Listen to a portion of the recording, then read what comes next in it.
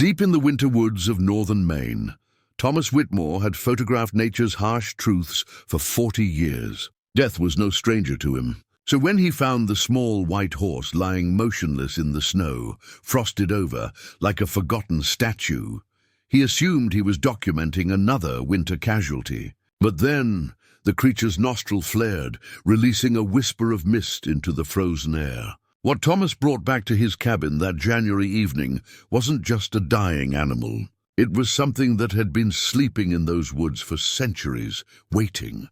Within hours, impossible things began happening. Ice melted without heat. Shadows moved against the light. And through his frosted windows, Thomas glimpsed shimmering doorways that shouldn't exist. What had he truly rescued from those woods? Before we continue, tell us where you're tuning in from, and if this story touches you, make sure you're subscribed, because tomorrow I've saved something extra special for you. Thomas Whitmore had learned to read the language of winter long before most men his age learned to read their own mortality. At 62, he understood that the woods spoke in whispers of wind through pine needles, in the crack of ice on frozen streams, in the absolute silence that preceded a storm. His cabin sat 40 miles from the nearest town, accessible only by a rutted logging road that disappeared under snow from November through April. Most people would call it isolation. Thomas called it clarity. The cabin itself was a testament to patience and careful hands. He'd built it 30 years ago with Eleanor, back when their daughter Sarah was just a dream they whispered about on cold nights. Every log had been chosen, every beam fitted with the kind of attention that spoke of permanence. The stone fireplace dominated the main room, its river rocks collected over 3 summers from the stream that ran behind the property. Eleanor had insisted on large windows facing east, claiming she needed to see the sunrise with her morning coffee. Thomas had obliged, though he'd been a sunset man himself.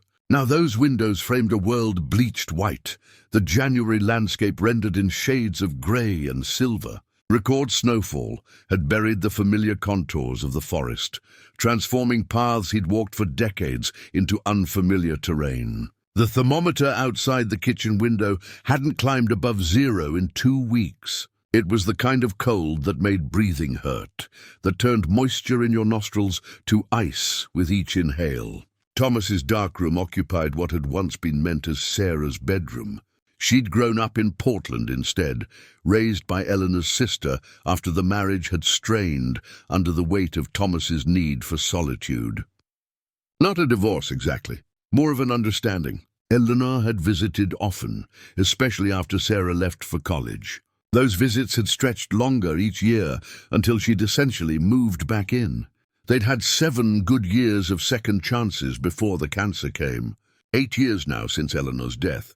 Thomas marked time by the rhythm of seasons, by the migrations of birds he photographed, by the slow accumulation of dust on her belongings that he couldn't bring himself to move. Her bookshelf still dominated the south wall, crammed with folklore collections, Native American legends, botanical guides, and poetry that Thomas had never quite understood. Eleanor had been the dreamer in their partnership, the one who saw magic in mundane things, who talked to plants and claimed she could feel the moods of the forest. Thomas had been the realist, the one who documented what was actually there. His photography had earned him a modest reputation in nature magazines, enough to make a living when combined with Eleanor's income as a freelance illustrator.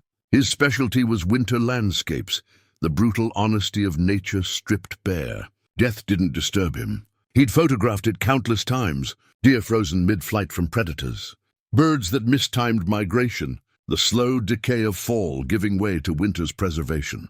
His weekly routine had calcified into ritual. Mondays, he developed film in the darkroom, the chemical smells sharp and familiar. Tuesdays and Wednesdays, he ventured into the woods with his camera, a heavy Nikon that had survived 2 decades of harsh weather. Thursdays, he drove to town for supplies if the roads permitted. Fridays, he catalogued and edited. Weekends were for maintenance, for reading, for the phone call with Sarah that had become as predictable as the sunset Eleanor had never lived to see enough of. Sarah called every Sunday at 6. She worried about him in the careful way adult children worry about aging parents, never quite saying what she meant. "You sound tired, Dad. Have you been eating properly? Maybe you should think about moving closer to town." Thomas deflected with the skill of long practice, asking about her work as a therapist, about Portland's weather, about anything that kept the conversation away from his solitude. Henry Blackwood was his only regular visitor, a retired history teacher from the high school in town who developed an obsession with local Native American history in his retirement.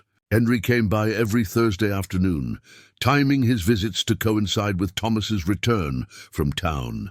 They'd share coffee and conversation, Henry rambling about Wabanaki legends, while Thomas half listened, focusing instead on the company itself rather than the content.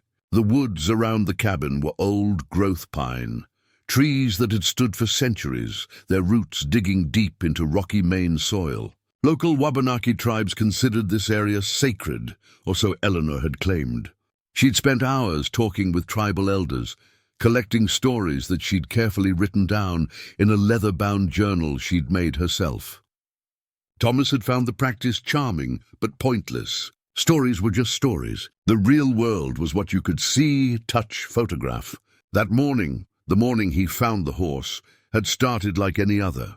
Thomas woke before dawn, made coffee in the percolator Eleanor had preferred over more modern machines, and watched the sun struggle against the horizon. The light came late this far north in January, a grudging acknowledgement that day had technically arrived. He dressed in layers, wool against skin, fleece over that, then the heavy parka that had served him for 15 winters. The forest was silent in a way that made his ears ring. No birds, no wind, just the crunch of his boots breaking through the snow's frozen crust. He'd planned to photograph the stream where it pooled before dropping over a small waterfall, curious how the extreme cold might have created unusual ice formations. The walk should have taken 20 minutes. He knew every tree, every rise and fall of the land. But 30 minutes in, Thomas realized he'd somehow gotten turned around. The stream wasn't where it should be. Instead, he'd emerged into a clearing he'd never seen before, which shouldn't have been possible. He'd mapped this area dozens of times. Yet here was an open space, roughly circular, with a massive standing stone at its center. 8 feet tall, weathered granite, the stone was covered in symbols that looked vaguely familiar, though Thomas couldn't place why. The snow in the clearing was undisturbed, except for a set of tracks leading from the tree line. Not deer, not moose. Something smaller, more delicate. Thomas followed them with his camera raised, documenting as he went, until the tracks ended at a shape he initially mistook for a snowdrift. Only when he got closer did he see the curve of a neck, the delicate architecture of legs folded beneath a body. A horse, small, more pony-sized really, but perfectly proportioned. Its coat was pure white, or perhaps it had simply been covered in frost for so long that any original color had been bleached away. Thomas circled it slowly, taking photographs from multiple angles. Beautiful creature, he thought, though the practical part of his mind was already calculating. No ranches nearby? No way a domestic horse should be this deep in the woods, this far from any trail. The frost covering it was thick, the kind that suggested days of exposure. Dead, certainly. Flash frozen in the storm that had blown through 4 days ago. He'd seen it before with other animals. The cold here could preserve things remarkably well. He knelt beside it, removing one glove to check for any signs of life, though he expected none. His bare fingers touched the horse's neck. The frost was cold enough to burn, and he pulled back instinctively. But in that moment of contact, something had happened. A sensation like electricity, like touching a live wire, shot up his arm. Thomas gasped, stumbling backward. The horse's nostril flared, just slightly, barely perceptible. But Thomas had spent 40 years observing details most people missed. A whisper of mist escaped into the frozen air. It was alive. Impossibly, it was alive. Training took over. Thomas stripped off his parka, wrapping it around the horse's torso as best he could. The creature was surprisingly light when he lifted it, no heavier than a large dog. He oriented himself by the sun, finding north, and began the trek back to his cabin. The horse remained limp in his arms, showing no further signs of consciousness, but that single breath had been enough. Something in Thomas, some part he'd thought had frozen solid 8 years ago, couldn't leave it to die. The walk back took an hour, his arms burning with effort despite the horse's relatively light weight. He kicked open the cabin door, carried the creature directly to the space in front of the fireplace, where the heat would be strongest. Gently, he laid it on the braided rug Eleanor had made during her first winter here, a lifetime ago. The horse's eyes remained closed, its breathing so shallow Thomas had to place his hand near its nostrils to confirm it continued. He built up the fire, adding logs until heat radiated through the room. Then he simply sat, watching, waiting for what he told himself would be a natural thaw. The logical part of his mind was already planning. Once the horse regained consciousness, he'd need to call a veterinarian, though getting one out here in this weather would be challenging. He'd need to figure out where it came from, who owned it.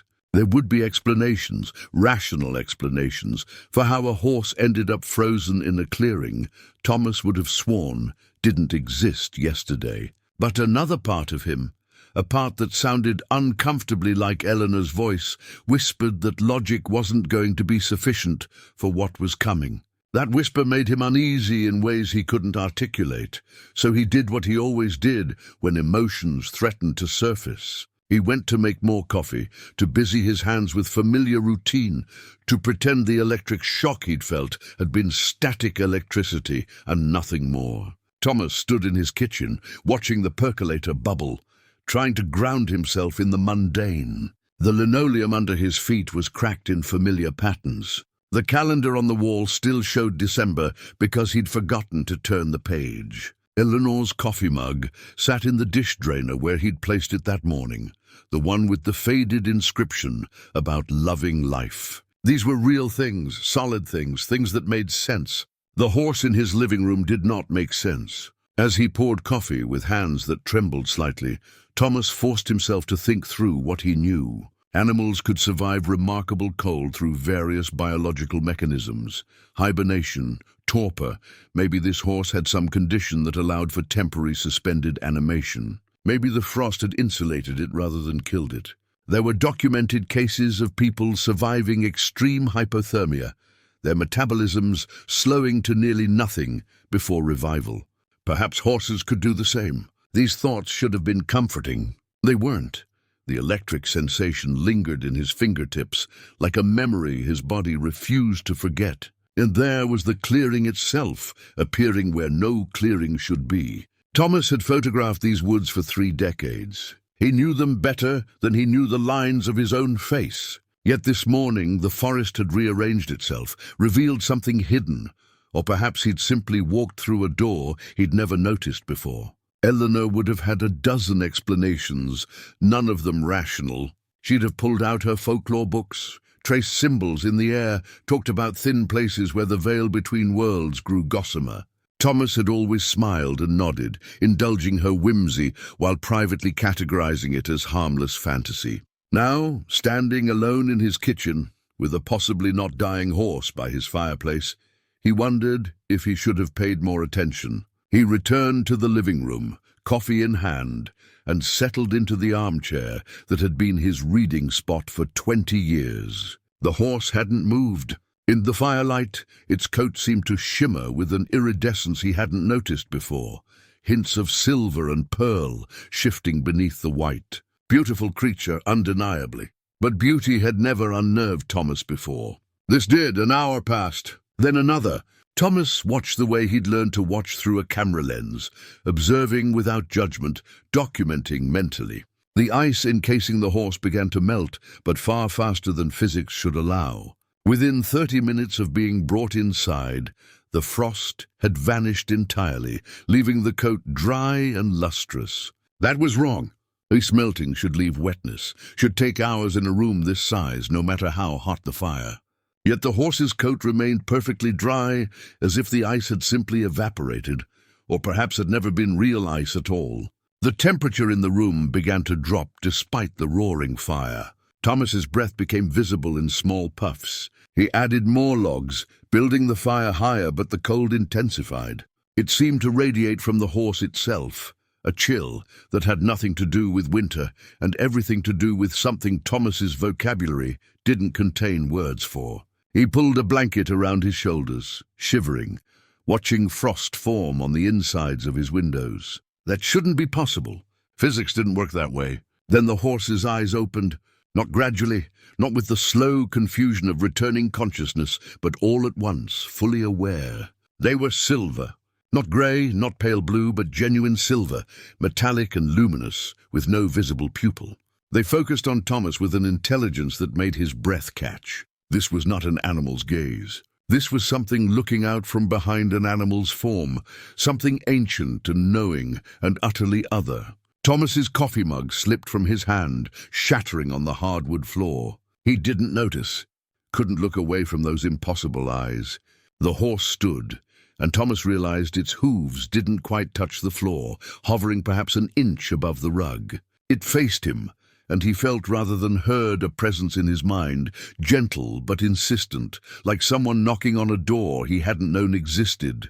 Around the horse's neck something was materializing. Slowly, like watching a photograph develop in his darkroom, a bridle took form. Silver metal, intricately worked with the same symbols he'd seen on the standing stone in the clearing. The craftsmanship was extraordinary, beyond anything Thomas had seen, with patterns that seemed to shift and flow like living things. It settled onto the horse, as if it had always been there, as if reality had simply forgotten to show it until now. Thomas tried to speak, found his throat too dry. He swallowed, tried again. The words that came out were barely above a whisper. "What are you?" The presence in his mind solidified into something almost like words, though Thomas didn't hear them so much as understand them, a knowing that bypassed language entirely. The sensation was disorienting, intimate in a way that made him want to retreat, but finding himself unable to move. One concept crystallized with absolute clarity: threshold. The horse, if it could still be called that, took a step forward. Reality seemed to bend around it, the air shimmering with heat-haze distortion despite the cold. Thomas saw movement in his peripheral vision, turned his head, and nearly screamed. The corners of his cabin, the spaces where walls met, were opening, not physically but dimensionally, as if someone had peeled back the fabric of his world to reveal something underneath. Through these impossible doorways, Thomas glimpsed another place. A forest, but not his forest. Trees that glowed with internal luminescence, their branches heavy with fruits that seemed to be made of starlight. A sky that held 3 moons, each a different color. Creatures that defied description moving through shadows that pooled like liquid. And sounds, musical and discordant simultaneously, that made his teeth ache and his heart race. Then something else moved behind one of the doorways. Something dark and hungry, all wrong angles and reaching shadows. It pressed against the opening like a face against a window, seeking entry. Thomas's mind recoiled from the wrongness of it, the fundamental evil that radiated from its form. The horse suddenly collapsed, the doorways snapping shut with an almost audible sound. The silver eyes closed, the hovering ceased, and it lay motionless once more on Eleanor's rug. The cold dissipated as quickly as it had come, warmth flooding back into the room. The bridle remained, solid and real, its presence the only proof that Thomas hadn't hallucinated everything. He sat in his chair for a long time after that, staring at the unconscious horse, at the bridle, at the corners of his room where reality had briefly come undone. His worldview, carefully constructed over 62 years of rational observation, lay in pieces around him, like his shattered coffee mug. He thought about calling Sarah, about calling Henry, about calling anyone who might tell him he was losing his mind. But he didn't reach for the phone. Because deep down, in a place that sounded uncomfortably like Eleanor's voice, he knew this was real. And somehow, impossibly, it was just beginning. Thomas didn't sleep that night. He couldn't. Instead, he sat in his chair, wrapped in blankets despite the fire's heat, watching the horse breathe in slow, measured rhythms that seemed too deliberate to be natural. His mind kept circling back to what he'd seen, what he'd felt, trying to fit impossible experiences into frameworks that weren't designed to hold them. By the time pale light filtered through the frosted windows, he'd arrived at exactly nowhere, his thoughts as tangled as the shadows the firelight cast. He made coffee on autopilot, his body moving through familiar routines, while his mind remained fixated on silver eyes and impossible doorways. The horse hadn't stirred in hours. Whatever energy had animated it, allowed it to stand and speak without speaking, had evidently exhausted itself. Thomas was grateful for the respite. He needed time to think, to plan, to figure out what in God's name he was supposed to do with a magical horse in his living room. Magical? The word felt ridiculous even thinking it, yet what other word fit? The alternative was accepting that he'd suffered some kind of mental break, that grief and isolation had finally cracked something fundamental in his psyche. But the bridle was still there, solid silver worked with impossible intricacy, undeniably real beneath his fingers when he'd finally worked up the courage to touch it. Unless he was hallucinating the bridle too, in which case he had bigger problems than mysterious horses. He was halfway through his second cup of coffee when he remembered Eleanor's books. She'd collected them obsessively during their years together, folklore and mythology from cultures around the world, but especially focused on local Native American traditions. The bookshelf took up the entire south wall, hundreds of volumes organized by some system only Eleanor had understood. Thomas had never paid them much attention, dismissing them as Eleanor's eccentricities, her tendency toward fantasy. Now he approached them with new eyes, running his fingers along spines until he found what he was looking for. The leather journal sat on the third shelf, handmade by Eleanor herself during a bookbinding phase she'd gone through. He'd watched her sew the signatures, press the leather, create something beautiful and permanent to house her research. Thomas pulled it free carefully, the leather soft and warm, despite years of sitting idle. Inside, Eleanor's careful handwriting filled page after page, accompanied by sketches, pressed flowers, newspaper clippings, and notes in margins. He settled back in his chair, journal open on his lap, and began to read. What he found made his hands shake. Eleanor hadn't just been collecting stories. She'd been documenting something real, something she'd clearly believed in with an intensity Thomas had never recognized. Page after page detailed encounters with the inexplicable. Lights in the forest, voices speaking languages that predated European contact. Places where compasses spun uselessly. Times where Eleanor swore hours had passed in minutes or vice versa. And there, 40 pages in, he found sketches of symbols. The same symbols carved into the bridle currently resting on the horse in his living room. Eleanor had labeled them in her precise hand, Wabanaki threshold markers, found on Standing Stone 3.2 miles northeast of Cabin. Margaret Whitefeather says they mark thin places where the veil between worlds grows transparent. She warned me not to approach during liminal times, dawn, dusk, solstices. Thomas flipped forward, finding more. A hand-drawn map of the area surrounding his cabin, far more detailed than any topographic survey. Marked on it were locations Eleanor had labeled as thin places, spots where she claimed the boundary between worlds grew permeable. His cabin sat at the center of the map, surrounded by 6 marked locations forming a rough circle. One of them, to the northeast, matched exactly where he'd found the clearing that morning. His eyes fell on a passage Eleanor had written and underlined 3 times. The Wabanaki speak of guardians who maintain the veil. Not spirits exactly, but beings who chose to stand between worlds, protecting both from mutual contamination. They are called between walkers and are said to take animal forms, most commonly the white deer or horse. Margaret says there hasn't been a confirmed sighting in over a century, but the old ones remember. They remember when the veil was maintained by those brave enough to sacrifice their human lives for eternal duty. Thomas set the journal down, his heart pounding. A between walker, a guardian that had stood watch for generations, keeping something back, maintaining some barrier Thomas had never known existed until it started breaking down. And he'd brought it into his home, this ancient protector, without understanding what it meant, what it implied about the world he thought he knew. The horse's eyes opened for the second time just after noon. Thomas was ready this time, or as ready as anyone could be for the impossible. He set down Eleanor's journal and met that silver gaze with as much steadiness as he could muster. The presence entered his mind again, less shocking now, but no less profound, a consciousness vast and ancient pressing against the edges of his awareness. This time more than single words came through.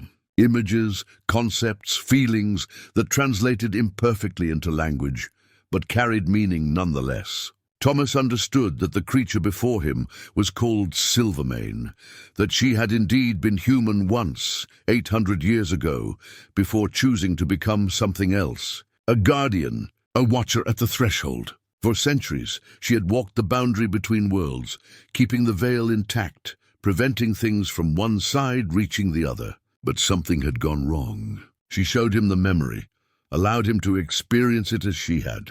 Creatures from the other side, beings that had been corrupted somehow, twisted into forms that fed on darkness and despair. Void-touched, she called them. Spirits that had refused to move forward after death, clinging instead to grief and anger until they became something monstrous. 3 of them had attacked her as she patrolled the boundary, their assault coordinated and vicious. The battle had been brief but devastating.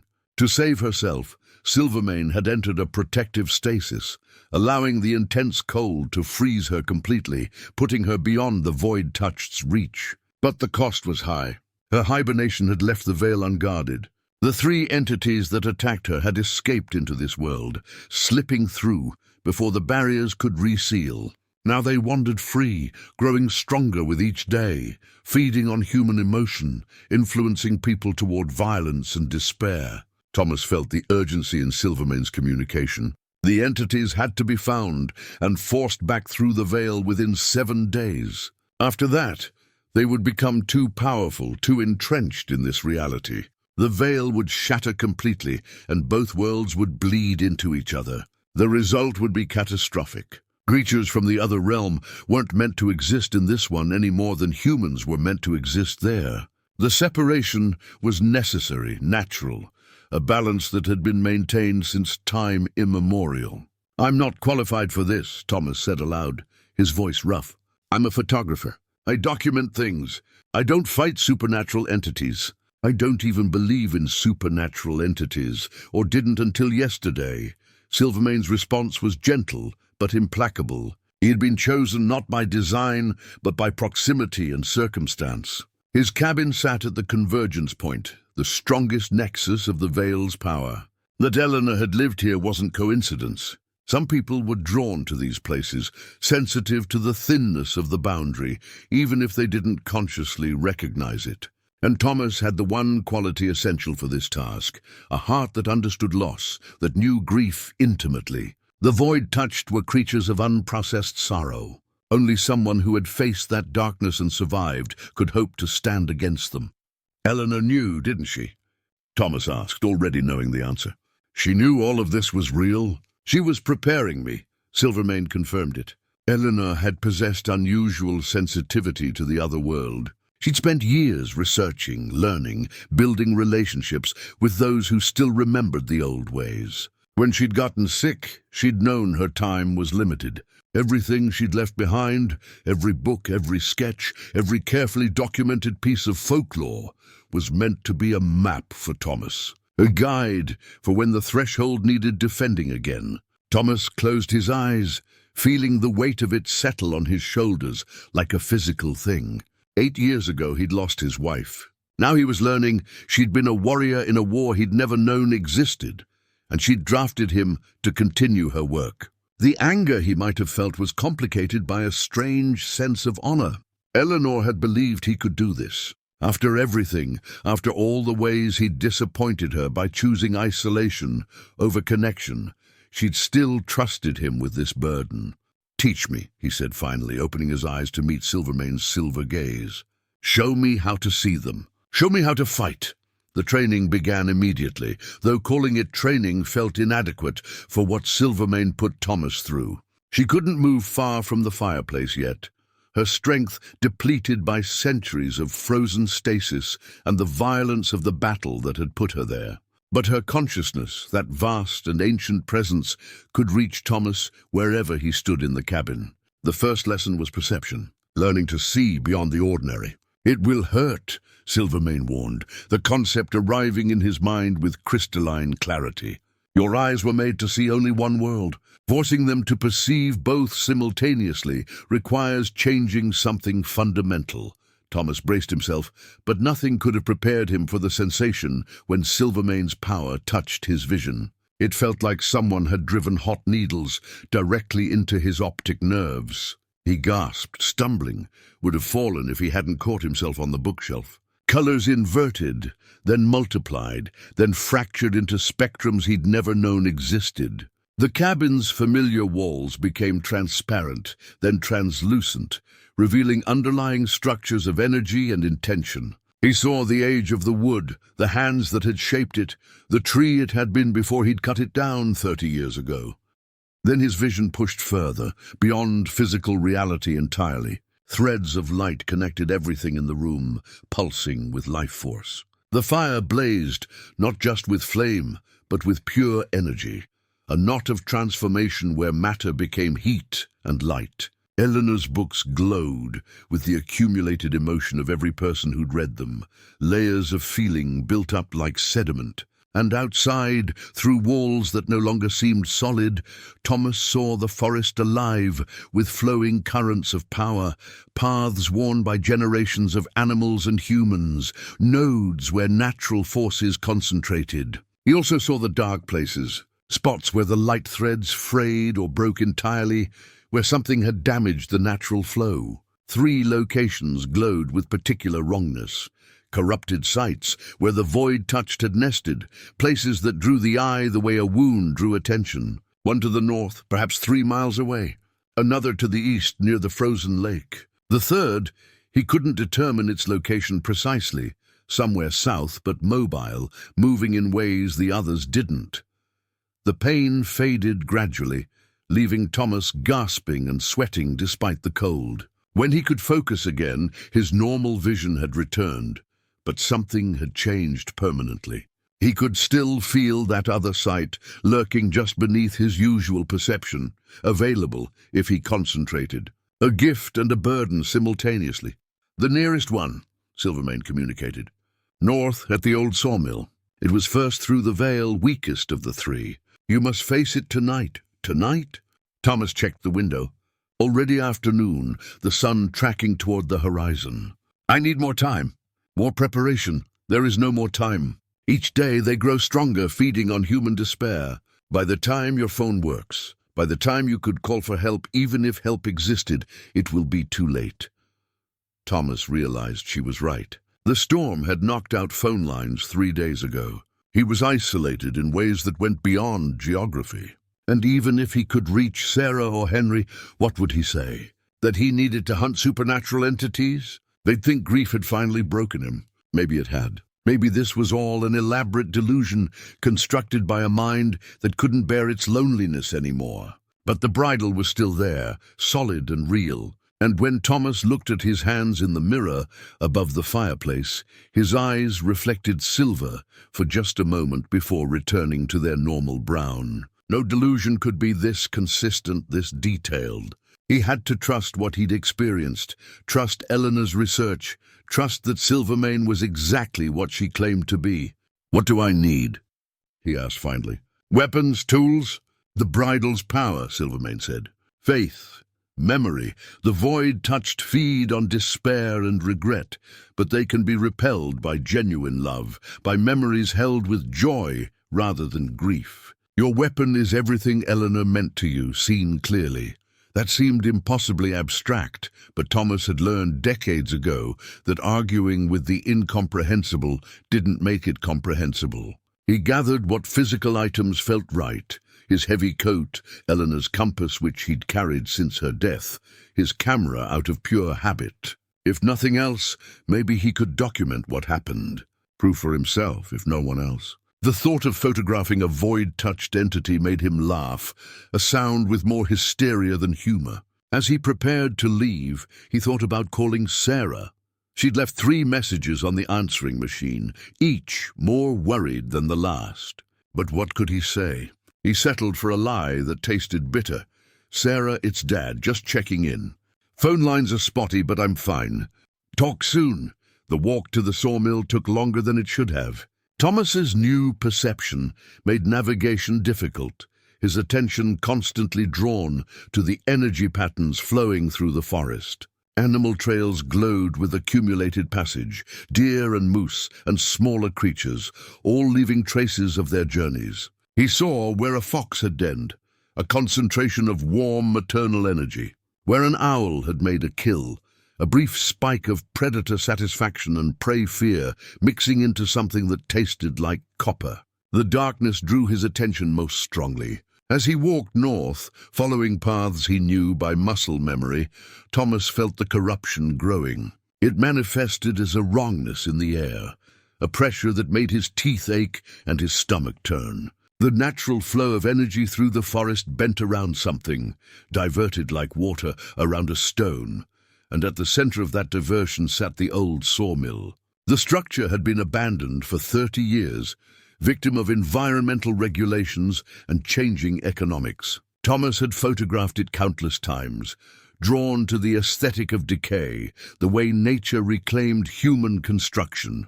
Birch saplings grew through the roof. Windows had shattered, leaving jagged teeth of glass. The saw blade itself, massive and rust-pocked, sat silent on its axis, waiting for power that would never return. Now seeing it with his altered perception, Thomas understood it had become something else entirely. A nest. The void-touched entity had wrapped itself around the building like a parasitic growth.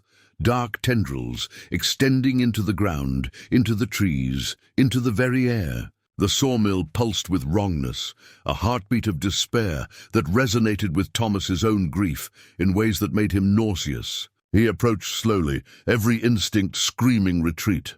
The temperature dropped with each step, his breath coming in white puffs that lingered too long in the air. Ice formed on his eyebrows, in his beard. His fingers went numb inside his gloves. This cold wasn't natural weather. It was the absence of warmth, the absence of life, the absence of hope made manifest as physical sensation. The sawmill door hung open, revealing darkness deeper than shadow. Thomas hesitated at the threshold, his altered vision showing him what waited inside. The void-touched entity had taken a vaguely humanoid form, though its edges were indistinct, constantly shifting like smoke. Where its face should be, features flickered and changed, cycling through expressions of anguish and rage. It was feeding, Thomas realized with horror. Not on physical sustenance, but on emotion, on memory, on the accumulated despair this place represented. Failed businesses, lost livelihoods, the slow death of a way of life. All of it served as nourishment for the creature. "Come closer, Thomas Whitmore." The voice didn't come from the entity, but from everywhere at once, resonating in his bones. "I know you. I've tasted your grief. 8 years of loneliness, 8 years of dying slowly. You understand us. You could join us, exist forever in that moment before she left, before the pain began." Thomas's hand went to Eleanor's compass in his pocket, the metal cold through his glove. The entity's words struck with precision, finding every doubt he'd harbored, every moment of weakness. What was the point of going on? What purpose did his life serve now that Eleanor was gone? He'd been slowly freezing for 8 years, his heart turning to ice the same way the woods turn to ice each winter. "I can show you her again," the void-touched whispered. "Not a memory. The real Eleanor as she was. We exist between life and death, Thomas. We can touch both. Take my hand, let me show you." The entity extended something approximating a hand, tendrils of shadow reaching toward Thomas. And for a moment, terrible and tempting, he wanted to take it. Wanted to see Eleanor one more time, hear her voice, tell her all the things he'd never said when she was alive. The grief he'd kept frozen, kept manageable through sheer will, threatened to overwhelm him. But his hand closed around the compass, and he remembered. Not Eleanor's death, not the slow wasting of cancer, not the funeral or the empty years after. He remembered their first winter in the cabin, when a blizzard had trapped them inside for 3 days. They'd made love by firelight, cooked elaborate meals from dwindling supplies, read to each other from books they'd already read a dozen times. Eleanor had laughed at his terrible jokes, had built card houses on the kitchen table, had danced with him to music only she could hear. They'd been happy, completely, unself-consciously happy. That memory blazed through Thomas like summer sun, warming him from inside. The entity recoiled, its extended appendage withdrawing. Thomas pulled Eleanor's compass from his pocket, holding it up like a talisman. The metal caught what little light penetrated the sawmill, reflecting it back amplified. Thomas stepped fully into the sawmill, and the entity struck. Not physically, but psychologically, images flooding his mind with brutal efficiency. Eleanor's hospital room, the machines keeping time with her failing heart. Sarah's tears at the funeral, her blame unspoken but palpable. The first night alone in the cabin, the silence so complete it had felt like suffocation. Every failure, every regret, every moment he'd chosen solitude over connection, all of it weaponized against him. But Silvermane had taught him something crucial. The void touched could only use what you gave them. They fed on unprocessed grief, on pain you refused to face. The moment you looked at it directly, acknowledged it, accepted it as part of your story, rather than the whole story, their power diminished. Thomas let the memories come, didn't fight them. Felt the full weight of Eleanor's death, the years of loneliness, the slow erosion of purpose. He let himself hurt. And then he spoke, out loud, his voice echoing in the empty sawmill. Her name was Eleanor Marie Whitmore. She loved terrible puns and good wine. She couldn't carry a tune, but sang constantly anyway. She made me better than I was alone. And yes, I miss her. Every single day I miss her so much, it feels like drowning. The entity recoiled further, its form becoming less distinct. Thomas pressed forward. But missing her isn't the same as denying I'm alive. She wouldn't want that. She'd be furious with me for wasting 8 years hiding in the woods. And you know what? She'd be right. He pulled the bridle's symbol from his memory, the intricate patterns Silvermane had shown him. With numb fingers, Thomas traced it on a frost-covered beam, the symbol blazing with silver light the moment it was complete. The entity shrieked, a sound that had nothing to do with vocal cords, a psychic scream of frustration and pain. Thomas drew the symbol again on another beam, then another, surrounding the creature with sacred geometry. The void touched, changed tactics, showing him not pain but temptation. Eleanor alive and well, waiting for him in a realm between worlds. They could be together, the entity promised. Not in death, but in something else, something in between. All Thomas had to do was stop fighting, stop clinging to this half-life of frozen grief. Let go, join them. Exist forever in the spaces between moments. For a heartbeat, Thomas wavered. Then he thought about Sarah, driving up worried, finding her father gone without explanation. Thought about Henry discovering the cabin empty, wondering what had happened to his friend. Thought about the spring that would come, whether he was here to see it or not. The photographs he wouldn't take, the moments he'd miss if he gave in to this seductive promise of eternal stasis. No, he said simply. Life is for the living. Eleanor taught me that. He drew one final symbol, this one directly on the floor at the entity's center. The silver light erupted with such intensity, Thomas had to shield his eyes. The void-touched entity screamed again, its form collapsing inward, condensing, being pulled back toward whatever realm it had escaped from. Thomas felt, rather than saw, the veil opening, a doorway between worlds that appeared just long enough for the entity to be sucked through, then sealed itself with a sound like ice cracking. Where the entity had been, only one thing remained, a shard of crystallized darkness about the size of his thumb. It pulsed with malevolent energy, whispering promises and threats in languages Thomas almost understood. He picked it up carefully, wrapping it in his bandana. Silvermane had said he'd need to collect these. Proof of the entity's banishment, components for some larger ritual he didn't yet understand. Thomas stumbled out of the sawmill as dawn broke, the sky lightening from black to grey to pale blue. He'd been inside for hours, though it had felt like minutes. His body ached, his head pounded, and he felt aged in ways that had nothing to do with time. But he'd succeeded. One entity banished, 2 more to go. The thought should have been encouraging. Instead, it terrified him. If the weakest of the 3 had nearly broken him, what chance did he have against the others? The walk back to the cabin passed in a blur of exhaustion. Thomas navigated on autopilot, barely aware of his surroundings, operating on pure muscle memory. He arrived to find Silvermane standing, or hovering really, near the fireplace. She looked stronger, more substantial, as if his victory had fed her power the way despair fed the void touched. "You did well," she communicated, pride evident in the thought. "But the others will be ready for you now. They'll know their sibling was banished. They'll be afraid, which makes them dangerous." Thomas deposited the void shard on the mantel, then collapsed into his chair without bothering to remove his coat. "How long until I have to do that again?" "Soon," Silvermane replied. "The second entity has nested at the frozen lake, 5 miles east. Stronger than the first, smarter. It will have felt what you did at the sawmill. It knows you're coming." Thomas closed his eyes, letting exhaustion wash over him. "I need rest, sleep, something." "Sleep then," Silvermane agreed. "But know this, we have 5 days remaining. After that, the veil will be too damaged to repair. Both worlds will bleed together, and the resulting chaos will destroy everything familiar to you." No pressure, Thomas thought but didn't say. He pulled himself up from the chair with effort that felt monumental, heading for his bedroom. He paused at the door, looking back at Silvermane. "Eleanor knew this would happen, didn't she? She knew I'd be the one facing this." "She hoped," Silvermane said gently. "She believed in you when you didn't believe in yourself. That's what love does, Thomas. It sees potential we can't see in ourselves." Thomas nodded, too tired for words, and retreated to his room.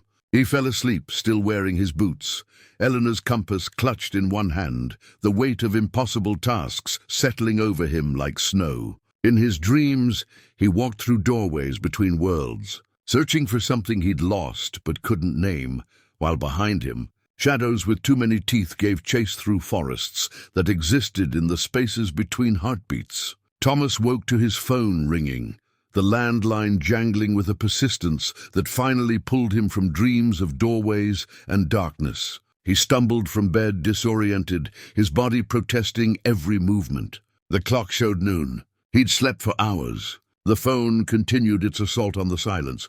"Dad?" Sarah's voice carried equal parts relief and frustration when he finally answered. "I've been trying to reach you for 2 days. The phone lines must have just come back up. Are you okay?" Thomas leaned against the kitchen counter, trying to organize thoughts that felt scattered. "I'm fine, sweetheart. Just the storm. You know how it is up here." "Phone's been out, roads are bad. You don't sound fine. You sound exhausted." A pause, then more gently. "I'm worried about you. This isolation isn't healthy. I think you should consider moving closer to town, at least for the winters."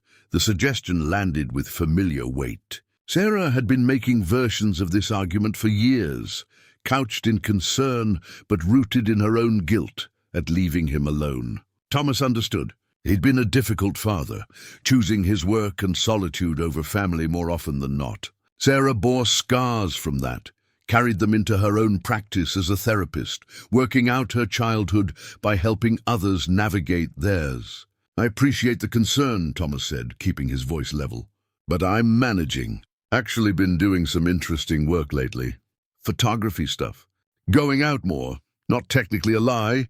He had been going out, hunting supernatural entities through the frozen woods. That counted as activity, didn't it?" Sarah made a non-committal sound that suggested she didn't believe him, but wasn't going to push. They talked for another 15 minutes, surface conversation about Sarah's work, about Portland's weather, about anything except the growing distance between them that neither knew how to bridge. After hanging up, Thomas stood in his kitchen, guilt gnawing at him. Sarah deserved better than a father who'd emotionally checked out after his wife's death. Deserved better than lies about being fine when he was clearly not fine, when he was in fact hunting supernatural entities that wanted to collapse the boundary between worlds. He should tell her something, prepare her somehow in case he failed. But how could he? What words existed for this situation? The landline rang again before he could spiral further into self-recrimination. This time, Henry's gravelly voice filled the line. "Thomas, good you're alive. Listen, there's been some strange happenings in town I thought you should know about. Violence, mostly. Fights breaking out for no good reason. Old man Patterson nearly killed his neighbor over a property line they've never argued about before.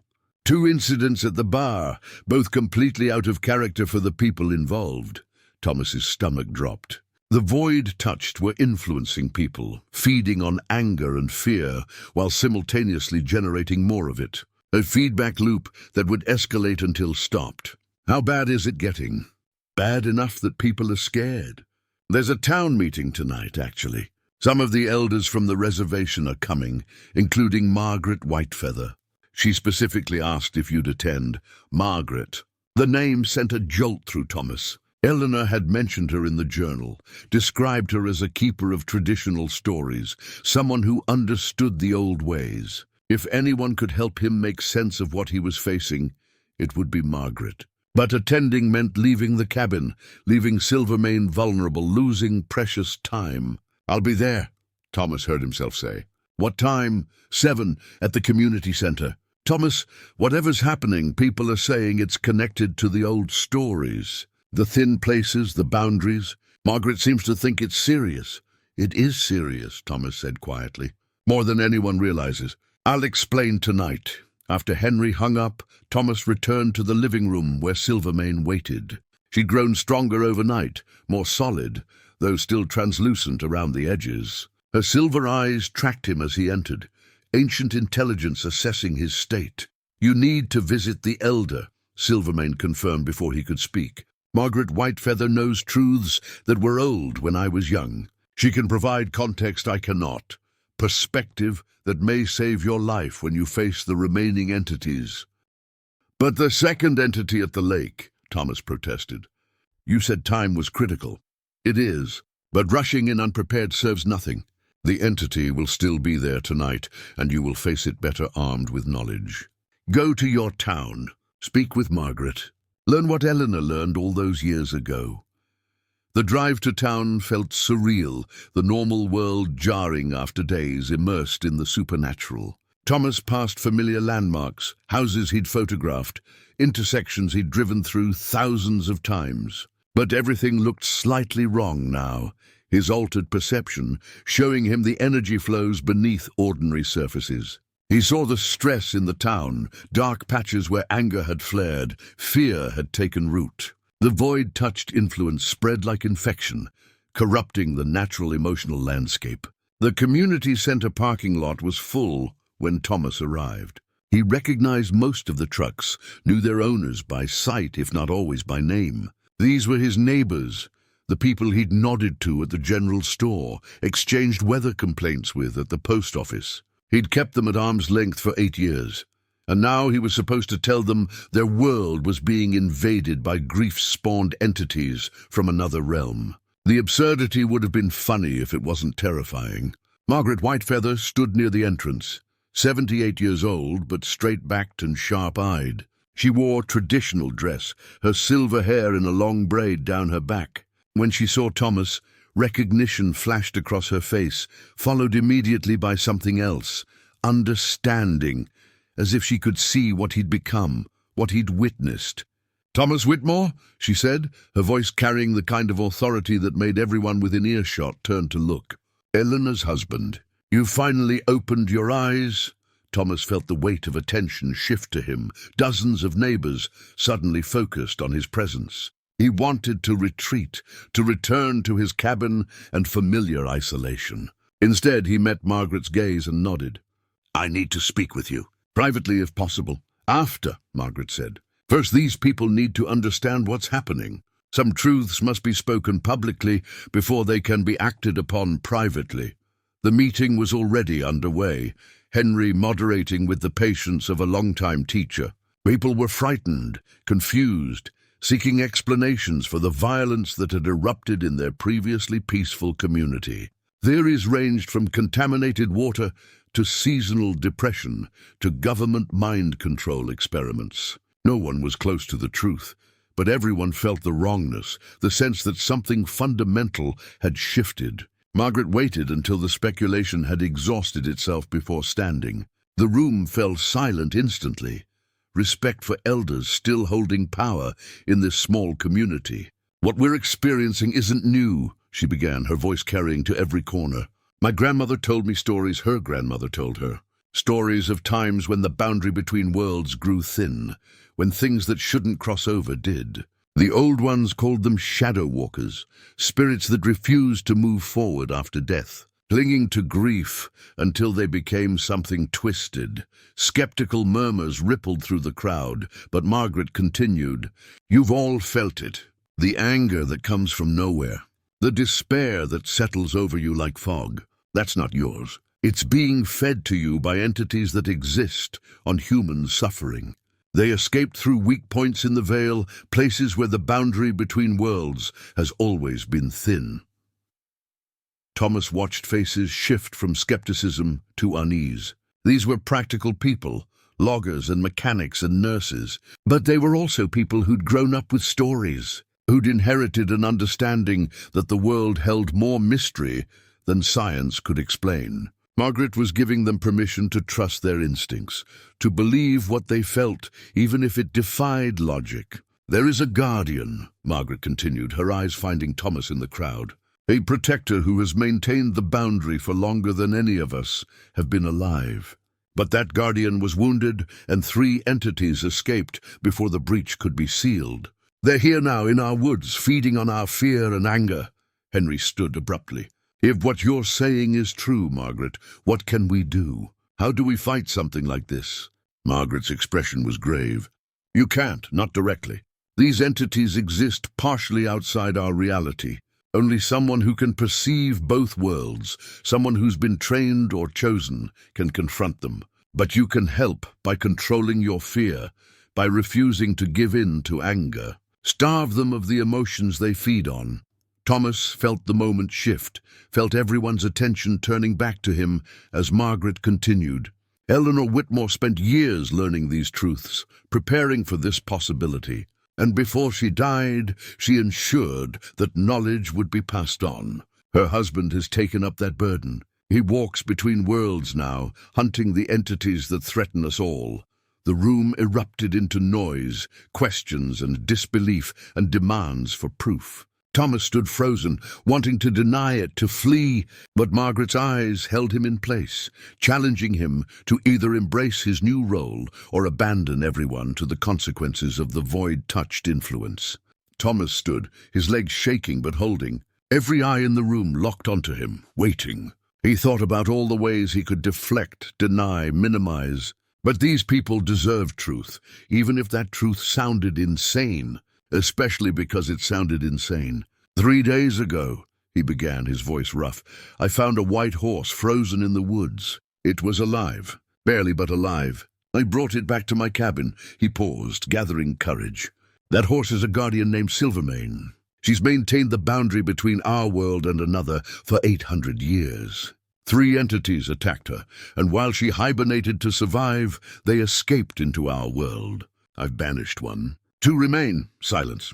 Then someone laughed, a nervous sound quickly stifled. Thomas didn't blame them. If someone had told him this story a week ago, he'd have assumed they'd lost their mind. Hell, he still wasn't entirely convinced he hadn't lost his mind.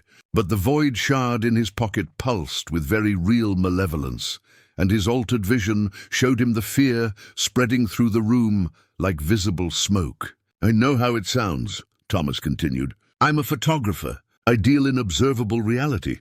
But Eleanor knew. She spent years researching, learning from Margaret and others who remembered the old ways. She left me everything I needed to understand, to continue her work. He pulled the void shard from his pocket, unwrapping it. The crystallized darkness caught the light wrong, seeming to absorb rather than reflect it. "This is what remains when one of them is banished. Proof, if you need it." Margaret took the shard from him carefully, holding it up for others to see. People leaned closer, and Thomas watched their faces change as they looked at it. Whatever the shard was, it registered as wrong on some instinctual level. You didn't need altered perception to sense its corruption. It violated something fundamental about how reality should work. "The second entity is at the frozen lake," Thomas said. "I'll face it tonight. The third, I haven't located yet. But I have 5 days total before the veil collapses completely. After that, the separation between worlds fails, and neither realm will survive the collision." Henry spoke up, his voice carefully neutral. "What do you need from us, Thomas? Assuming we believe this, assuming it's real, how can we help?" "Control your emotions," Margaret answered before Thomas could. "Fear and anger are food to these creatures. Joy, love, hope, community, these things weaken them. Come together. Support each other. Don't give in to violence or despair, no matter how tempting it feels. That's the battleground where you can make a difference." The meeting dissolved into smaller conversations, people clustering together to process what they'd heard. Some looked at Thomas with suspicion, others with something approaching awe. Henry approached with 2 cups of terrible coffee from the community center's ancient machine, handing one to Thomas. "For what it's worth," Henry said quietly, "I believe you. Eleanor used to talk about this stuff, and I always thought she was just really into local history. But the look in your eyes, Tom, that's not the look of a crazy person. That's the look of someone who's seen too much truth." Thomas gripped the coffee cup like a lifeline. "I'm terrified, Henry. The first entity nearly broke me, and it was the weakest of the 3. I don't know if I'm strong enough for this." "Eleanor thought you were," Henry replied. "And she was one of the smartest people I've ever known. Trust her judgment, even if you can't trust your own." Margaret joined them, returning the void shard to Thomas. "Walk with me," she said. "Not a question, but a command." Thomas followed her outside into the cold parking lot, grateful for the fresh air after the stuffiness of the crowded room. "Eleanor came to me 7 years ago," Margaret began without preamble. "A year before she died. She'd been having dreams, visions of you facing darkness. She knew her time was limited. The cancer was already growing, though she hadn't told you yet. She spent that last year preparing everything you'd need. The journal, the map, the research. But more than that, she prepared you. Every story she told, every legend she shared, she was planting seeds in your mind." Thomas felt tears threatening, blinked them back. "She could have told me directly, could have prepared me properly instead of leaving breadcrumbs." "Would you have believed her?" Margaret asked gently. "Or would you have dismissed it as the cancer affecting her mind? Some truths can only be accepted through experience, Thomas. Eleanor knew that. She gave you the tools and trusted you'd learn to use them when the time came." "I feel like I'm failing her," Thomas admitted. "Every step of this, I'm terrified I'll make the wrong choice." Margaret smiled, the expression transforming her weathered face. "Good. Fear means you're taking this seriously. Overconfidence would kill you. Now let me tell you what Eleanor learned about the void touched.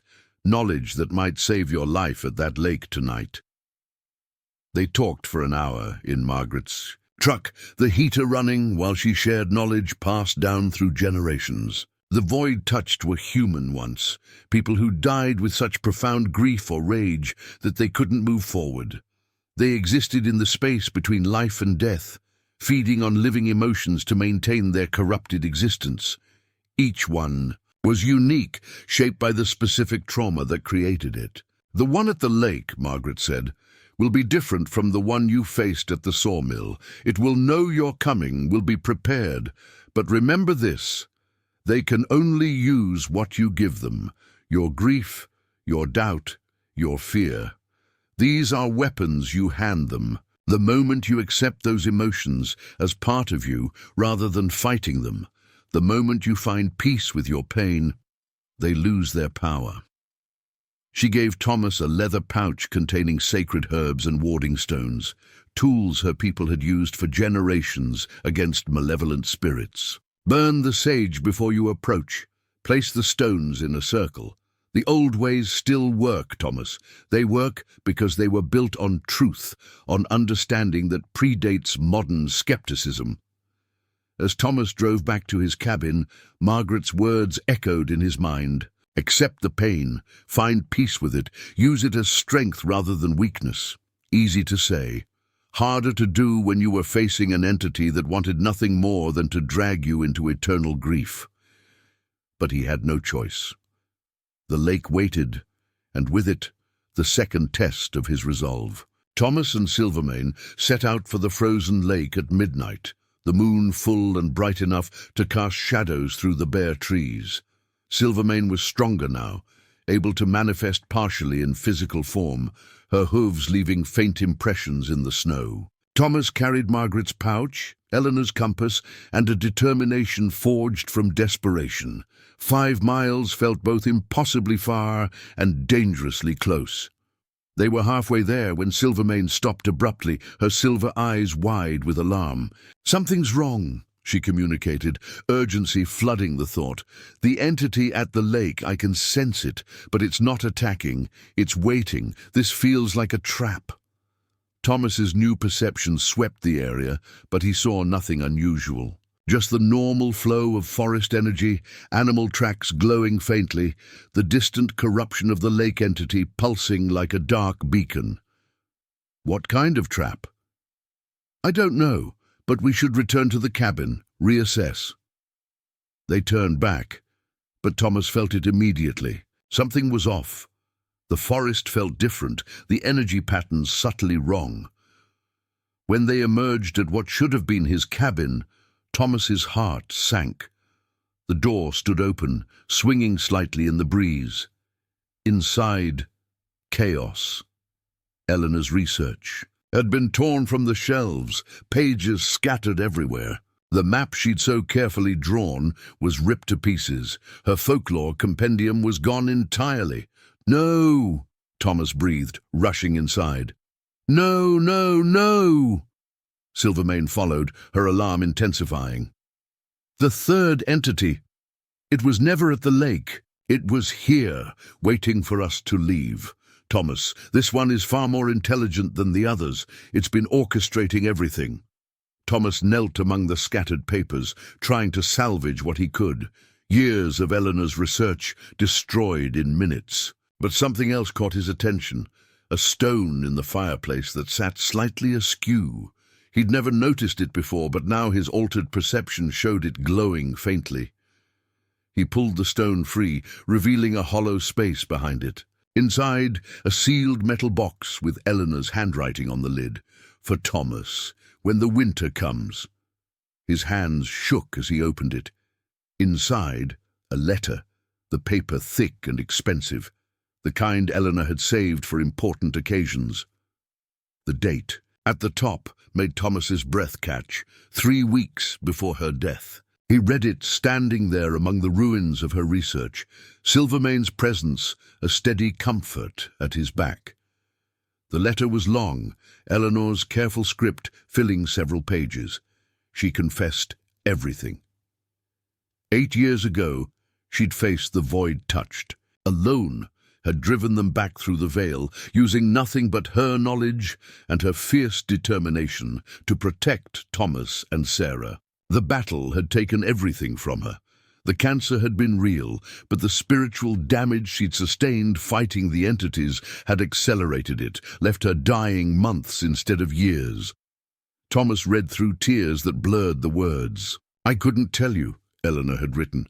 "You would have tried to help, would have thrown yourself into danger. I couldn't bear that. Better to face it alone, to buy you decades of peace, or so I thought. I'm sorry, my love, I'm sorry I couldn't tell you the truth. I'm sorry I had to leave, but I knew you'd be stronger than I was when the time came. You'll find help where I found only solitude. Trust Silvermane, trust yourself, and know that love never truly ends. It transforms. Like ice to water, I'm still here, just in a different form." Thomas lowered the letter, looking at Silvermane through vision blurred by tears. She died protecting me, died fighting these things, and I never knew. I spent 8 years thinking cancer took her, when really it was my burden she carried alone. She chose that burden, Silvermane said gently, just as you're choosing to carry it now. That's what love does, Thomas.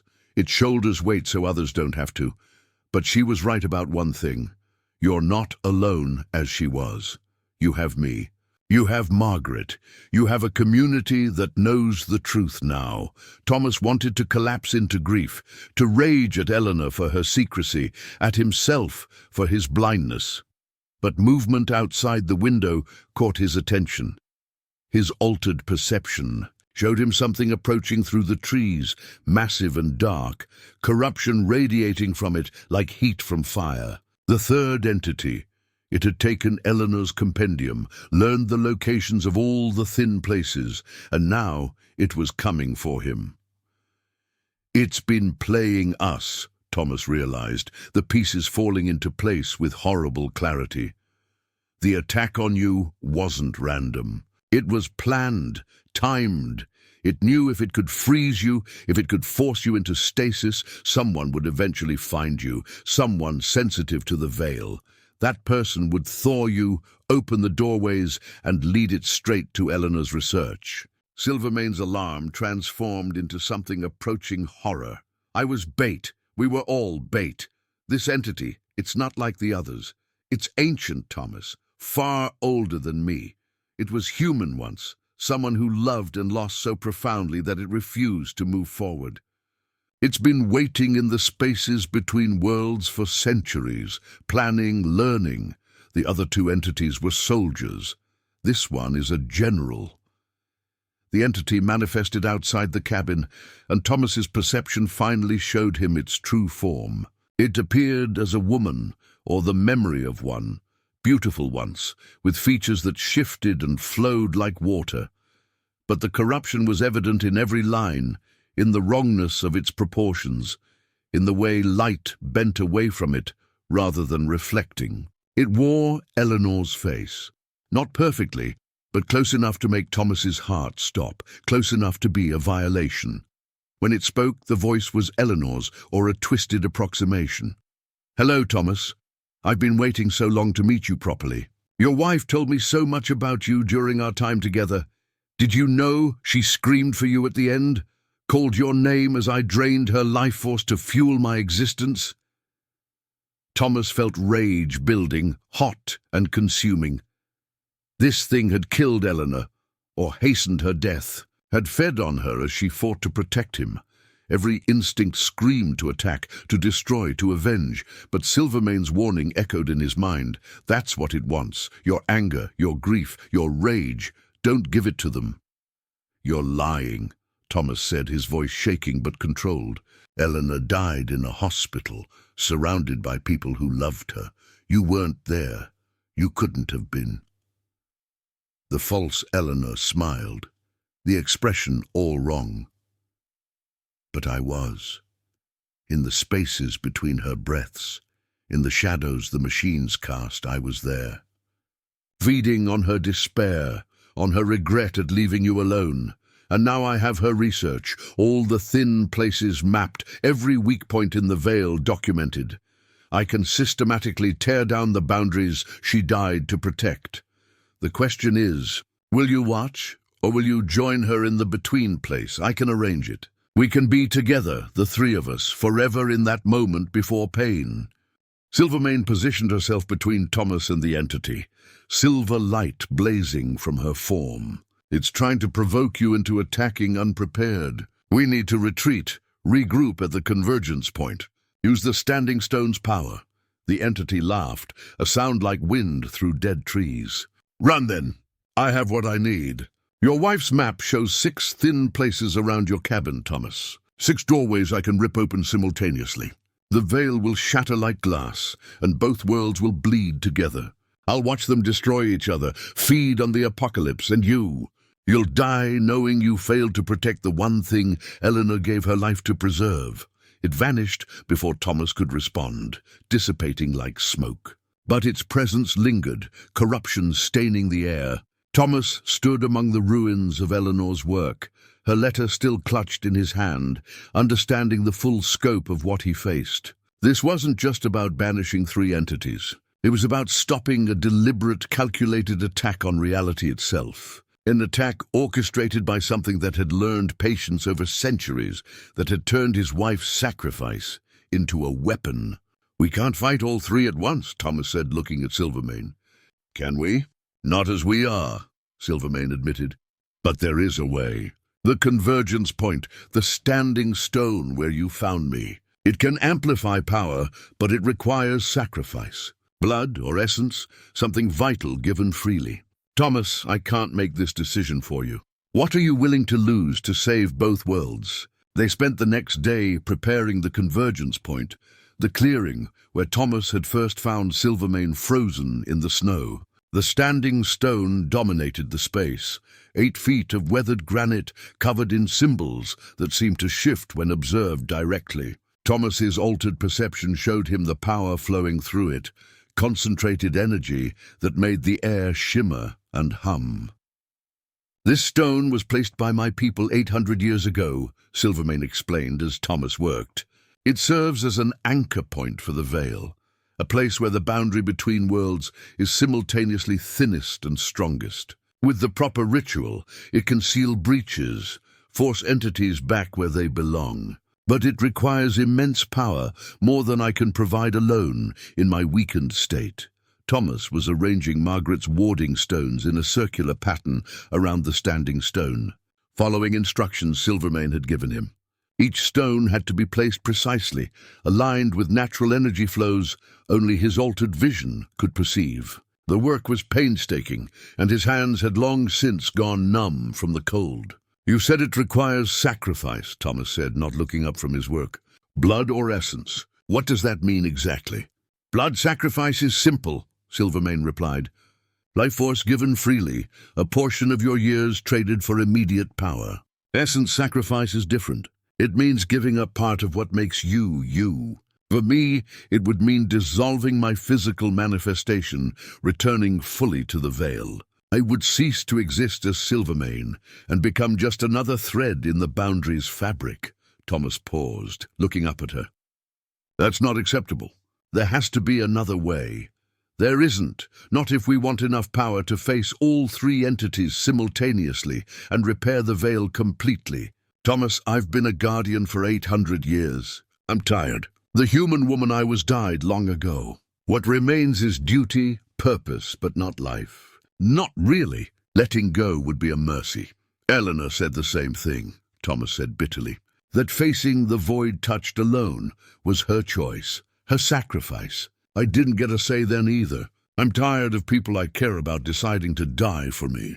Silvermane's expression, as much as her equine features allowed, was gentle. "It's not dying for you, Thomas. It's choosing rest after long service. There's a difference, and I'm not proposing we decide anything yet. We have options. The ritual can be powered by blood sacrifice from you instead, though it would aid you significantly. Or we can attempt it with only my remaining strength, though success becomes far less certain." Thomas returned to arranging the warding stones, thinking. He was 62, not young but not elderly. 10 years of his life might be survivable, leave him weakened but alive. But would 10 years be enough? What if the ritual required more? He could end up an invalid, unable to care for himself, a burden on Sarah, or he could die in the attempt, his heart giving out under the strain. "How much time would it take from me?" he asked. "I don't know. The stone decides based on the power required. It could be a year. It could be 20. There's no way to know until you commit." The thought of losing decades terrified him. Not the years themselves exactly, but the moments they contained. Sarah's future wedding if she ever found someone. Potential grandchildren he might never meet. Springs and summers and autumns he'd miss. Photographs he'd never take. His life had felt frozen for 8 years, but that was by choice. Having time stolen felt different, more permanent somehow. They worked in silence for hours, Thomas drawing symbols in the snow with a stick, following patterns from Eleanor's journal. The symbols had to surround the stone completely, an unbroken chain of sacred geometry. One mistake, one gap, and the ritual would fail. The pressure was immense, but Thomas focused on the precision, the craft. This was something he understood. Careful attention to detail, patience, getting it right. By afternoon, the preparation was complete. The convergence point had been transformed into something that felt sacred, powerful. The air hummed with potential energy, and Thomas's altered perception showed him threads of light connecting everything, weaving a pattern that existed partially in this world and partially in another. All that remained was to call the entities, to challenge them to come all at once. "When we do this," Thomas said, "there's no retreat, is there? We win or we die, or worse," Silvermane added quietly. "If we fail, the veil collapses completely. Both worlds merge, chaos consuming everything. We'd be caught in between, existing in all moments simultaneously, unable to die, unable to live. Eternal confusion, eternal pain." Thomas tried to imagine it and couldn't. Some fates were too horrible for human comprehension. He checked his watch. 4 in the afternoon. Still hours until he'd planned to begin. But Sarah had called again, left a message saying she was driving up despite his protests, worried about his vague explanations and evasive tone. She'd be here by morning if he didn't stop this tonight. "We'd do it now," Thomas decided. "Tonight before Sarah arrives. I can't risk her getting caught in this." Silvermane studied him with those ancient silver eyes. "You're sure? Rushing could cost us the advantage of preparation, and waiting could cost Sarah her life. We do it now." They spent the next hour making final preparations. Thomas retrieved the void shard from the first entity, placing it at the standing stone's base. Silvermane explained it would serve as an anchor, a connection to the entities that would draw them here. Thomas burned Margaret's sage, the smoke thick and purifying, cleansing the space of ambient corruption. He placed his wedding ring on the stone's altar, a symbol of love that had endured beyond death. Eleanor's compass joined it, the needle spinning wildly in the convergence point's energy field. As the sun touched the horizon, Thomas stood at the center of his preparations and called out, his voice carrying in ways that had nothing to do with volume. "I am Thomas Whitmore, guardian of this threshold. I stand at the convergence point, with the power to seal the veil or see it shattered. Come and face me, all 3 of you. Come and let's finish this." The response was immediate. The temperature dropped so rapidly, Thomas's breath froze in his lungs. The sky darkened unnaturally, clouds boiling up from nowhere, blocking the dying sun. And through the trees, from 3 different directions, the entities came.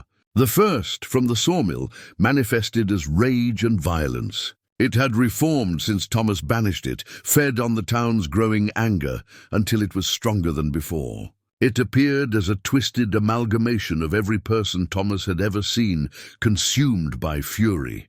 Faces bleeding into each other, mouths open in perpetual screams. When it spoke, the voice was a chorus of accusations and blame. The second, from the lake, emerged from the east. This one was colder, more calculating. It wore no specific form, but appeared as darkness itself given shape, edges flickering with frost.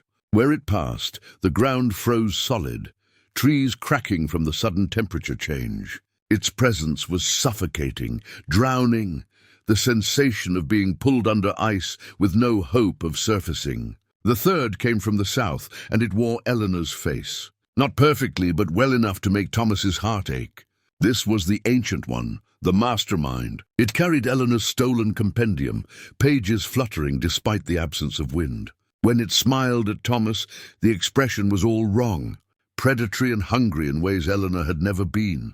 "How thoughtful of you to gather everything I need in one place," the Eleanor entity said, its voice a mockery of his wife's. "The convergent stone, the guardian weakened, the foolish human who thinks love can defeat entropy. This will be easier than I imagined."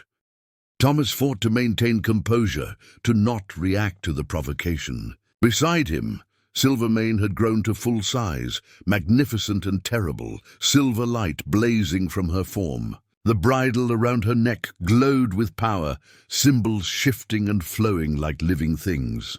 "You don't understand what you're facing," Silvermane said, her mental voice carrying to all present. "This isn't just about power, it's about choice. Thomas has chosen life over death, growth over stagnation. That choice has power you can't comprehend." The three entities laughed in unison, the sound discordant and wrong. "Choice," the Eleanor entity mocked. "He's chosen to die protecting a world that took everything from him. His wife, his purpose, his peace. That's not choice, that's desperation. That's the same trap we fell into, clinging to what we lost until we became this." Thomas felt their words, trying to work into his mind, seeking purchase in his doubts. They were right in a way. He was desperate. He had lost everything. For 8 years, he'd been going through motions, existing rather than living. But Eleanor's letter had changed something fundamental. She hadn't left him alone out of cruelty. She'd trusted him to continue living, to find meaning beyond grief. "You're wrong," Thomas said quietly. "I'm not dying to protect a world. I'm living to honor a promise. There's a difference." He drew Eleanor's compass from the stone's altar, holding it up. In his altered perception, he saw the threads of love connecting him to Eleanor's memory, to Sarah's worry, to Henry's friendship, to the community that had rallied around truth despite its impossibility. These connections weren't weakness. They were strength, proof that love didn't end with death but transformed, endured, became something that could push back against despair. The entities felt it too, Thomas realized. Felt the love radiating from the compass, from the wedding ring, from every preparation he'd made. It repelled them the way light repelled shadow, not through force, but through simple presence. They could feed on grief, on anger, on despair. But genuine love, accepted and honored rather than twisted into weapon that was poison to them. "Then let's see how long love lasts against centuries of perfected despair," the Eleanor entity said. "Attack!" The three void-touched entities moved as one, converging on the convergence point from all sides. Thomas felt Silvermane's power surge beside him, saw the warding stones activate in sequence, creating a barrier of silver light. The standing stone began to pulse with increasing intensity, its ancient symbols glowing bright enough to hurt Thomas's eyes. The battle was about to begin, and Thomas still hadn't decided what sacrifice he was willing to make. His years traded for power? Silvermane's essence condemning her to dissolution? Or some third option he couldn't yet see, a path that Eleanor's preparations had laid but he hadn't recognized? The entities struck the barrier with force that shook the ground beneath Thomas's feet, and he knew he had seconds at most to decide. Seconds to choose between survival and victory, between protecting himself and protecting everyone he'd ever loved. The barrier held for 30 seconds before cracks appeared. The rage entity struck with fists that carried the weight of every violent thought the town had generated, each blow fragmenting the silver light. The cold entity wrapped the barrier in frost, trying to freeze it to brittleness, and the Eleanor entity simply watched, studying Thomas's reactions, learning his weaknesses. Silvermane moved first, launching herself at the rage entity with speed that defied physics. Silver light and dark rage collided in an explosion that sent Thomas stumbling backward. The entity screamed, its chorus of voices fragmenting, but it recovered quickly, wrapping tendrils of corruption around Silvermane's legs. She reared, her hooves striking out, each impact driving the entity back but not destroying it. Thomas activated the first set of symbols he'd drawn, the ones nearest the rage entity. Silver light erupted in a column, forcing the entity away from Silvermane. But that left him exposed to the cold entity, which had circled around during the distraction. Ice shot up from the ground, caging Thomas in frozen bars. The temperature inside dropped to lethal levels instantly. His altered perception showed him his body beginning to shut down, hypothermia setting in faster than should be possible. He thought of the sawmill, of how he'd defeated the first entity by speaking joy instead of succumbing to despair. Thomas forced his frozen lips to move, words coming out in clouds of frost. "I remember teaching Sarah to ride a bike." She was 7, terrified. Eleanor held the seat while I ran beside her, both of us lying about letting go, until Sarah realized she was riding alone, and we were just running after her, cheering. The ice cage weakened. Not much, but enough for Thomas to press his hand against a bar and push. It cracked. He continued, each word a battle against the cold. I remember Eleanor's terrible singing in the shower every morning. I remember Henry's bad jokes at Thursday coffee. I remember Margaret's smile when I showed up at the meeting. I remember choosing to live instead of existing. The cage shattered. Thomas stumbled free, gasping, his body screaming from the temperature shock. The cold entity recoiled, less substantial than moments before. But now the Eleanor entity moved, no longer content to observe. It glided forward with terrible grace, still wearing his wife's face, still carrying her stolen research.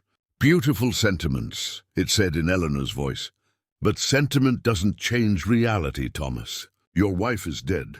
Your daughter barely tolerates you. Your friends humor your isolation out of pity. You're already dead, you've just been too stubborn to lie down." Each word hit like a physical blow, not because they were lies, but because they contained kernels of uncomfortable truth. Thomas had isolated himself. Sarah did keep him at arm's length. His relationships were performative, surface level. He'd been slowly dying for 8 years, letting grief consume him by degrees. The entity pressed closer, and Thomas saw something in its stolen features. Not just mockery, but genuine pain, ancient and festering. This being had loved once, had lost, had chosen to cling to that loss until it became identity. It saw Thomas as a kindred spirit, someone on the same path, and it wanted company in its eternal sorrow.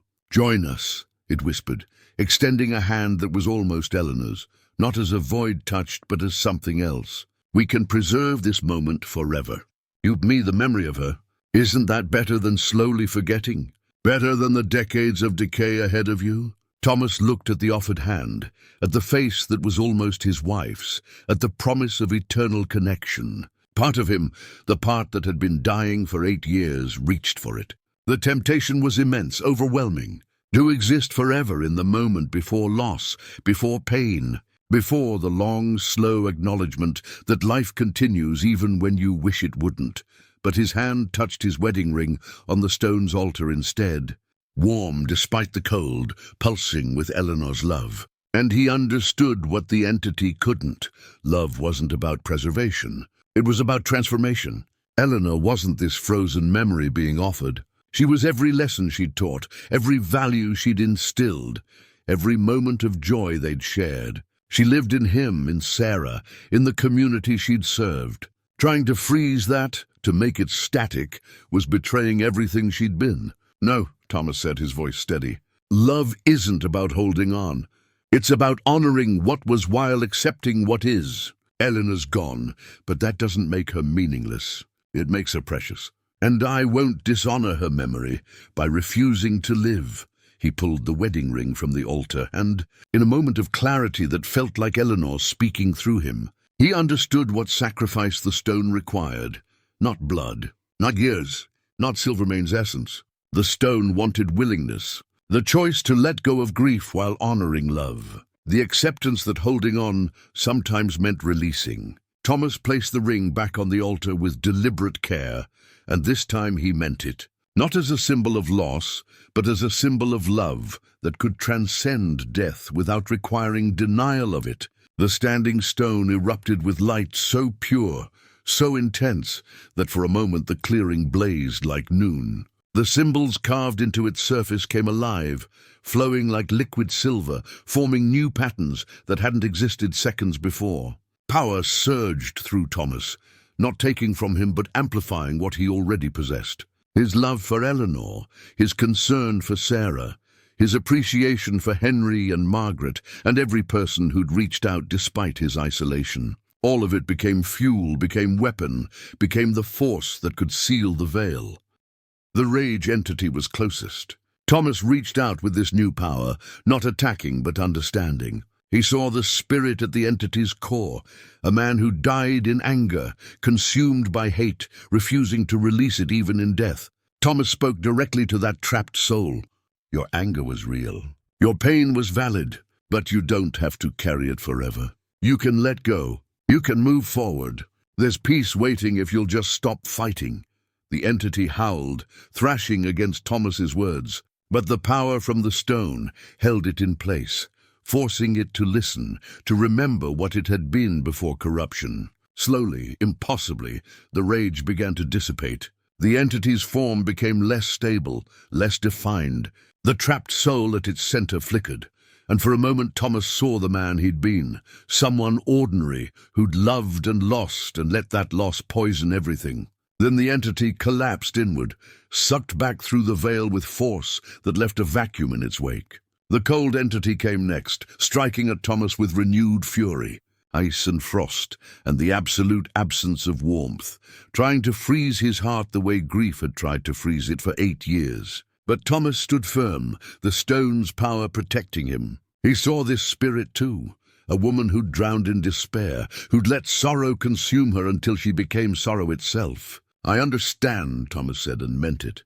"The grief is so heavy you think you'll die from it. But you won't. You'll carry it, and slowly it will become part of you instead of all of you. Let it transform. Let it become memory instead of identity." The cold entity fought harder than the first, its will ironclad after centuries of existence. But Thomas had Silvermane beside him, her power joined with his, both of them channeling through the stone. Together, they wrapped the entity in warmth, not physical heat but emotional, the warmth of connection and community and love that persisted despite loss. The entity's resistance weakened, its form fragmenting, until it too was pulled back through the veil with a sound like ice breaking on a spring river. That left only the Eleanor entity, the ancient one, the mastermind. It had backed away during the banishment of its companions, no longer confident, no longer mocking. Thomas saw its true form now, not the Eleanor mask, but what lay beneath, a spirit so old, so consumed by grief, that it had forgotten its original name. It had loved someone once, centuries ago, and when that person died, it had refused to continue, had clung to the moment of loss so tightly that it became trapped, unable to move forward or back. "I know what you are," Thomas said gently. "You were human once. You loved someone the way I loved Eleanor, and when they died you thought dying too was the answer. But it wasn't, was it? You're not dead and not alive. Just trapped, suffering, trying to make others feel what you feel, so you're not alone." The entity's Eleanor mask slipped, revealing the ancient pain beneath. 800 years, it whispered, and for the first time its voice held emotion beyond manipulation. 800 years of this half-existence, watching lovers find each other and lose each other and somehow continue. "I can't do it. I can't let go. The moment I do, I'll be nothing." "That's not true," Thomas said. "You'll be what you were always meant to be. Part of the cycle, part of the flow. Energy returning to energy, love transforming into something new." The entity looked at him, with eyes that held such profound sadness, Thomas felt his heart break. "Will it hurt, letting go?" "Yes," Thomas admitted, "but not as much as holding on has hurt." The entity stood at the edge of the convergence point, Eleanor's face fading to reveal something neither male nor female, neither young nor old. Just a soul that had suffered too long. "Help me," it whispered. "I don't remember how to let go." Thomas extended his hand, this time offering genuine compassion instead of defense. "Think of who you loved, not the pain of losing them, but the joy of having known them. That joy doesn't disappear when they do. It transforms. Let it carry you forward."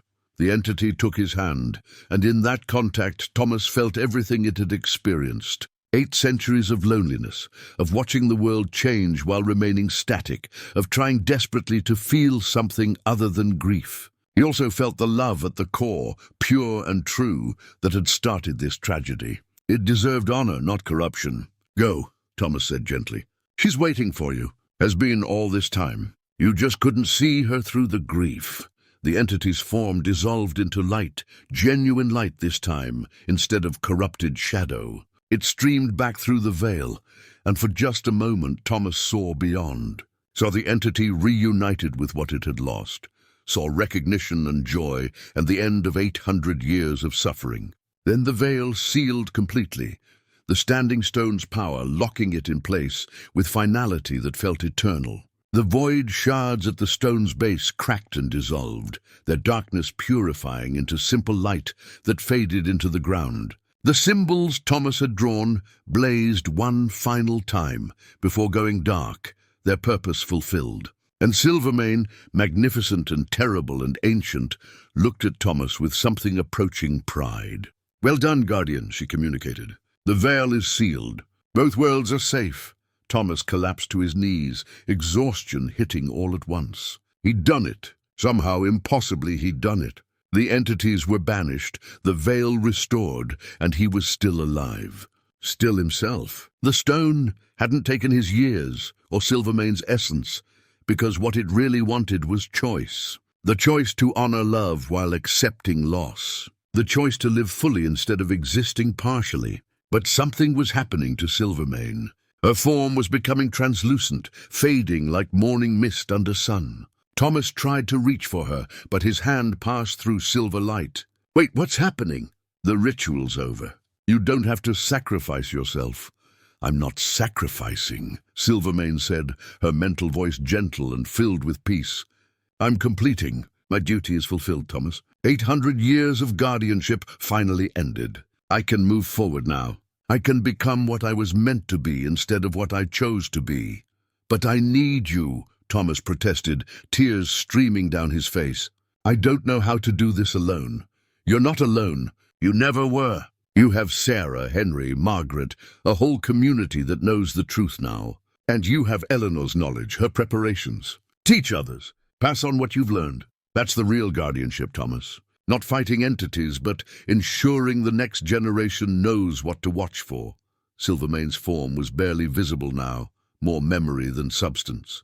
"Eleanor is here, Thomas, in the realm I'm about to enter. She asked me to give you a message." Thomas waited, breath held, heart pounding. "She says the garden needs tending." Thomas laughed through his tears, recognition flooding through him. Eleanor's herb garden. The one she'd planted their second year in the cabin, the one he'd let go to seed and weeds after her death. It was such an Eleanor thing to say, practical and profound, simultaneously. Life needed tending, growth required attention. The message wasn't about plants, but about living, really living, instead of just surviving. Silvermane dissolved completely, her silver light streaming upward into the night sky before vanishing through the veil. For just a moment, Thomas's perception showed him what lay beyond. Silvermane transforming back into her human form, young and joyful, with Eleanor beside her, welcoming her, celebrating her return. Eleanor looked back at Thomas one final time, and though no words passed between them, he understood. She was proud. She was free, and most importantly, she wanted him to be both of those things too. The veil sealed with a sound like a bell chiming, and Thomas was alone in the clearing. Snow had begun to fall, natural and peaceful, covering the symbols he'd drawn, softening the harsh lines of preparation. He retrieved his wedding ring from the stone's altar, still warm, still glowing faintly. He put it back on his finger, understanding now that it represented not his grief, but his gratitude. Eleanor had been part of his life. That didn't end just because she had. The walk back to the cabin took longer than it should have. Thomas was exhausted in ways that went beyond physical, wrung out emotionally and spiritually. But he was also lighter somehow, as if a weight he'd been carrying so long he'd forgotten about it had finally been lifted. The woods felt different now, cleaner, the natural energy flowing without corruption, without dark patches where the void touched had nested. He arrived at dawn, to find Sarah's truck in the driveway, his daughter asleep in the driver's seat, having arrived sometime during the night and waited for him rather than breaking into the cabin. Thomas tapped on the window gently, and Sarah jerked awake, her expression cycling through relief and anger and worry in rapid succession. "Dad, where the hell have you been?" "I've been here for hours. I almost called the police." Thomas helped her out of the truck, pulled her into a hug that surprised them both. "I'm sorry, sweetheart. I had something I needed to finish, something your mother started, but it's done now. Everything's done." They went inside together, and Thomas made coffee while telling Sarah everything. The frozen horse, Silvermane, the void-touched entities, Eleanor's letter and sacrifice. He expected skepticism, maybe concern for his sanity. Instead, Sarah listened with increasing understanding, occasionally asking questions, never dismissing. When he finished, she simply nodded. "Mum talked to me about this once," Sarah admitted quietly, "a few weeks before she died. She said there were things in the world that science couldn't explain yet, things that required faith and courage. I thought the cancer was affecting her mind. Now I understand she was preparing me, just in case." They spent the next 3 days together, Sarah helping Thomas restore the cabin, repair the damage from the entity's ransacking. They talked more, in those 3 days, than they had in the previous 8 years combined. Walls coming down, distance closing. Sarah didn't move back permanently, but she promised to visit more often, to stop letting her childhood disappointments define their relationship. Henry came by on Thursday as usual, noticed the change in Thomas immediately. "You look different," he observed. "Lighter somehow." "I am," Thomas agreed. "I've been carrying something I didn't need to carry anymore. Took me too long to put it down." Margaret called a week later, said the town had returned to normal. No more violence, no more inexplicable anger. People felt like themselves again. "You did it," she said simply. "Eleanor would be proud." 2 weeks after the Convergence Point battle in early February, Thomas found himself standing in front of Eleanor's old herb garden. It was buried under snow, but spring would come eventually. He cleared the space, preparing it, planning what he'd plant. Rosemary for remembrance, sage for wisdom, thyme for courage. All the herbs Eleanor had loved, that she'd used in cooking and medicine and simple enjoyment of living things growing. He began writing an account of everything that had happened, not for publication, but for record. Margaret was right that stories were the real guardianship. The next person who faced a void-touched incursion would need guidance, would need to know they weren't losing their mind. Thomas's documentation would be that guide, just as Eleanor's research had been for him. His photography transformed too. He still documented the winter woods, but now he sought beauty instead of death, growth instead of decay. He photographed the thin places, the natural magic of the forest, creating a visual record of the sacred spaces Eleanor had mapped in words. He planned to donate the collection to Margaret's tribal council, a bridge between traditional knowledge and modern documentation. 1 month after the battle, Thomas stood at the Convergence Stone in early spring light. He'd brought flowers, the first crocuses of the season, and placed them at the stone's base. He spoke to Eleanor not as prayer exactly, but as conversation, sharing his days, his plans, his slowly rebuilding relationship with Sarah. "The garden's growing," he told her. "Sarah's visiting next month, talking about maybe buying property nearby. Henry wants to help me document the thin places, create a guide for future guardians. Margaret's teaching me more of the old stories. I'm living, Eleanor, really living, not just going through motions." He felt her presence, not as ghost or entity, but as love persisting beyond death. The wind through the trees carried a sound that might have been her laughter. Sun broke through clouds at just the right angle, warming his face. These weren't supernatural events, just natural ones, but they felt like acknowledgement. Like Eleanor, saying she saw him, was proud of him, wanted him to continue exactly as he was. Thomas photographed the stone in that perfect light, the image capturing something essential about renewal and hope. This photograph would be the centerpiece of his collection, proof that beauty existed even in places marked by struggle, that light could return after darkness. Walking back to his cabin, Thomas felt spring in the air despite the lingering cold. Sarah would visit soon. The garden would bloom. Photos would be taken. Stories would be told. Life would continue, transformed but not ended by loss. He'd survived. The winter, both the literal one and the metaphorical 8-year freeze he'd imposed on himself. And finally, blessedly, he was ready for spring.